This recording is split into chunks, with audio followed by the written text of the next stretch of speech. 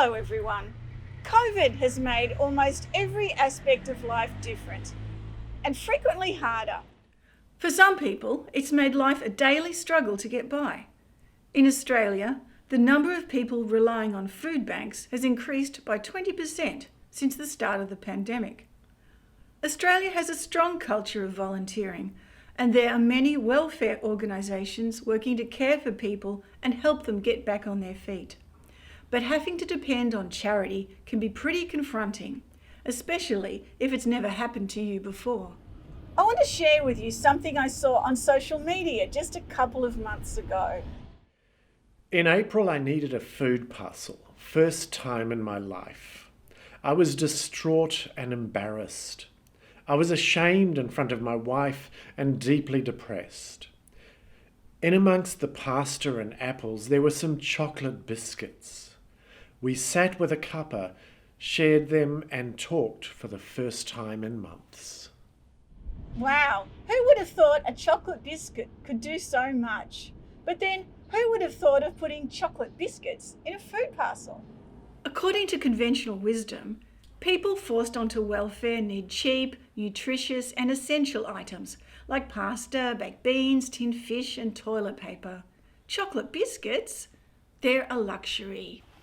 But the person who put this food parcel together was wiser than that. They knew that their job was to help people confront an urgent problem, hunger and poverty.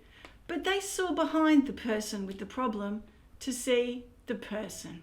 Chocolate biscuits really aren't the kind of healthy food hungry people need, and they're not a great choice for poor people who need to manage on a budget.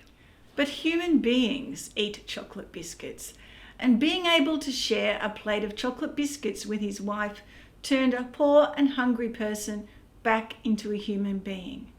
And that enabled him to see his problems in a new and more hopeful light. Chocolate biscuits alone didn't work this magic. The empathy behind them did.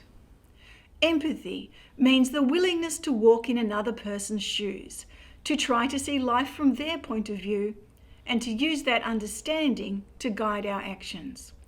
Good problem solving starts with being able to see how problems affect people. Empathy lets us look beyond the person with the problem and see the person. Since I heard this story and got permission to share it, I've been asking a new question every time I'm working in a problem-solving team. What's the chocolate biscuit in our food parcel? In other words, what can we do or say to show that we get it, that we see the person behind the problem? How can we demonstrate real empathy? In the notes with this video, I've put links to more resources on empathy. There are also some discussion board questions to get you thinking. I'd encourage you to take some time to work through them. But first, get yourself a chocolate biscuit.